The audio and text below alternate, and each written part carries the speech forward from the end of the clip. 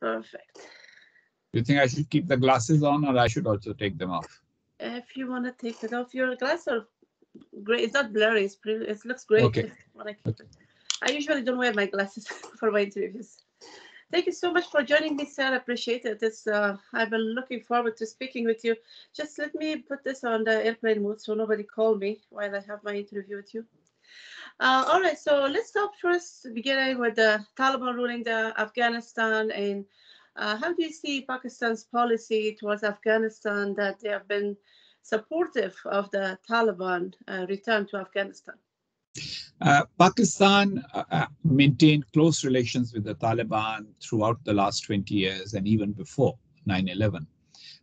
Pakistan was expecting that the Taliban will listen to it more now that they are going to be in power, because Pakistan is the only country with whom they have had this kind of special relationship.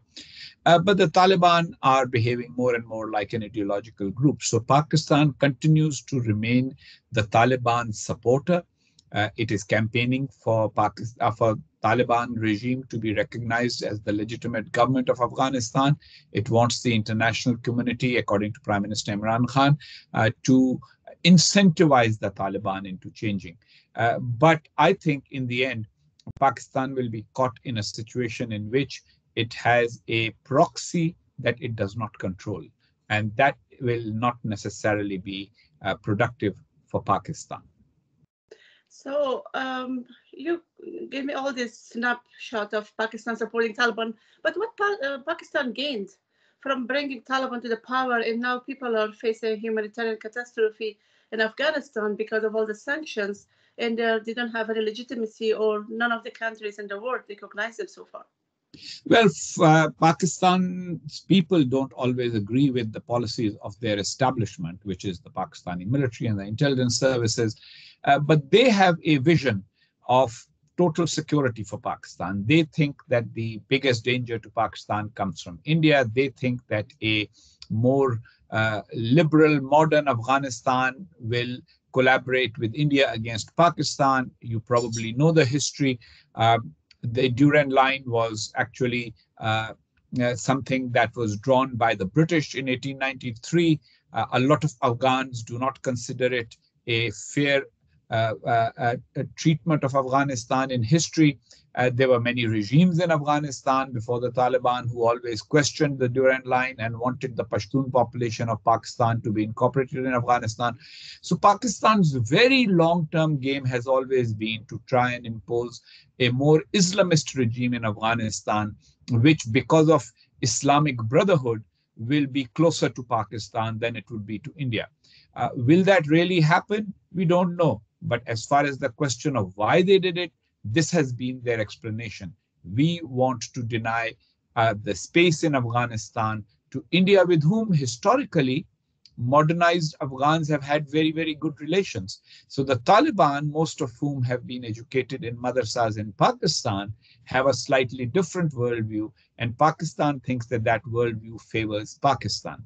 Problem is, the Taliban also have a very hardcore belief about what Islam and Islamic government means.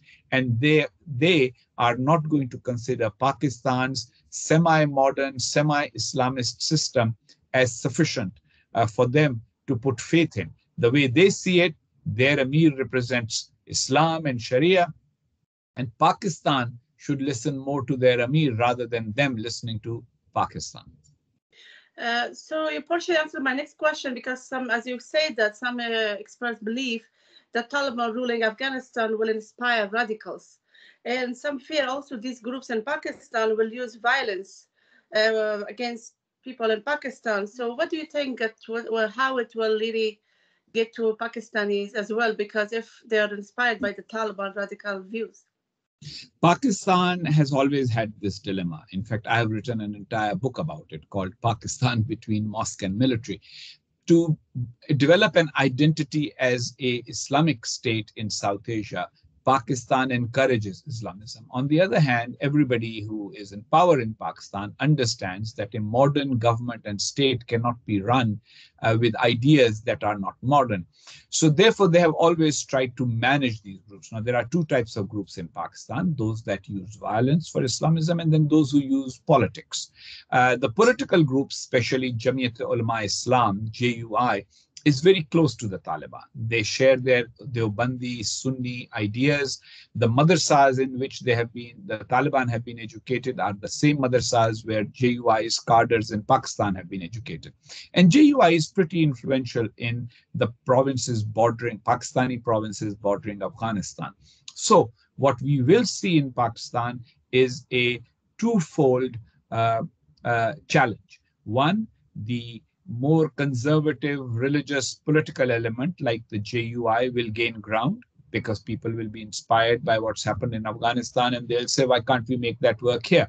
And then there will be the more radical groups that do not have the patience of slow incremental change through political means and who would rather that there was a violent change in the system. The Taliban inspired those people as well. There is already a TTP, Tehreek-e-Taliban Pakistan. Pakistan considers it a threat to its existence, but the Afghan Taliban consider it as a sister organization. So all those challenges are definitely coming in the days to come. Taliban also seeking experts from Pakistan to help them in Afghanistan. Somehow they don't trust the Afghan experts. And also Moy Yusuf is planning to visit Afghanistan by, I think, through this week. What is your thoughts about Pakistani government establishment favoring a weak state in Afghanistan and supporting the Taliban with what they're up to right now?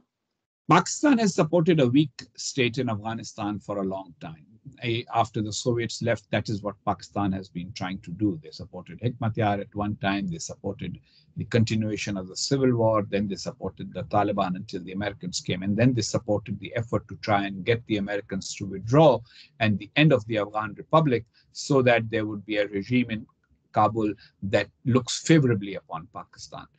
The problem is that Pakistan does not have the economic means to have a satellite state. Ideally, some people in Pakistan would like to run Afghanistan as a satellite state.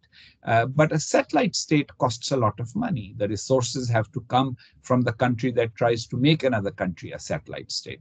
And Pakistan does not have those means. So Pakistan is hoping to do that with manpower. But again, there will be issues.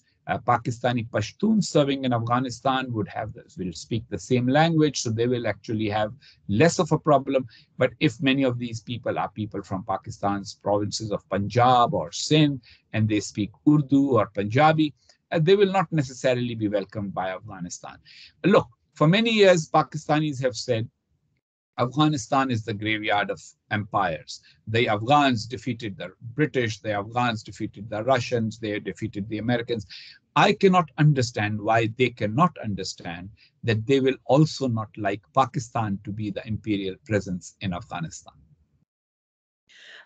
So another question is that there are reports on, there are reports that Taliban, they want to take over some of the embassies by persuasion and force in many of the key countries. And now it's still Afghan embassy in Pakistan and Qatar is, and I think they're trying to take over. But if they're not recognized by the host countries, what will benefit them? How it will benefit the Taliban to take over these embassies? Well, the problem for the Taliban is that they really don't understand modern governance. They do not understand international law. They look at things very simplistically. And so they think if we are in control of the embassies, then we will be in control of the relationship. It does not always work that way. In some cases, governments might actually decide to expel representatives of the Taliban. There might be a situation where these representatives will sit there, but they will be treated not as officials or as diplomats. And therefore, the real issue facing the Taliban is international recognition. Last time they were in power, if you remember, only Pakistan had diplomatic relations, full diplomatic relations with the Taliban. Saudi Arabia and UAE recognized the Taliban regime as legitimate, but did not establish diplomatic relations. So they only had one functioning embassy, which was in Islamabad, until the fall of Kabul in the aftermath of 9/11. So this time Pakistan does not want that situation. Pakistan is hoping that Qatar will recognize together with them, maybe Russia, China, some other countries, so that it doesn't look like Pakistan is isolated. It has been several months already, and Pakistan's expectation has not yet been fulfilled. In the end, the Taliban will have to change their behavior. The responsibility lies with the Taliban. If the Taliban want to be recognized as the legitimate government of Afghanistan, they need to behave like a legitimate government. There are many countries in the world where there is a dictatorship, there is an authoritarian regime, but even those regimes follow some norms. The Taliban follow none. They are still holding an American, they are holding a Canadian, and maybe some Europeans as hostages. Groups that have hostages are not legitimate rulers of a country. Similarly, total denial of the rights of women. Many countries have a problem where full rights are not given to women, but full rights are not even withdrawn. This is again a unique situation. The international definition of human rights, the Taliban do not agree with. The United Nations Charter, the Taliban do not agree with. And the Taliban do not agree with any agreements that have already been signed by the previous Islamic Republic of Afghanistan. So therefore, how can there be continuity in governance when the Taliban have that attitude? If the Taliban do not change, there will continue to be isolation. There will be an international attempt to try and provide humanitarian assistance for the Afghan people. But we must also remember that this is not the first time that a regime that is under sanctions tries to play up the humanitarian crisis so that it can get recognition and respect and can get out of sanctions. And this time, I think the international community has wisened up to this, and it's not going to be easy. So for last question, sir, there were reports by also U.S. security and CENTCOM that there are more Al-Qaeda members getting into Afghanistan.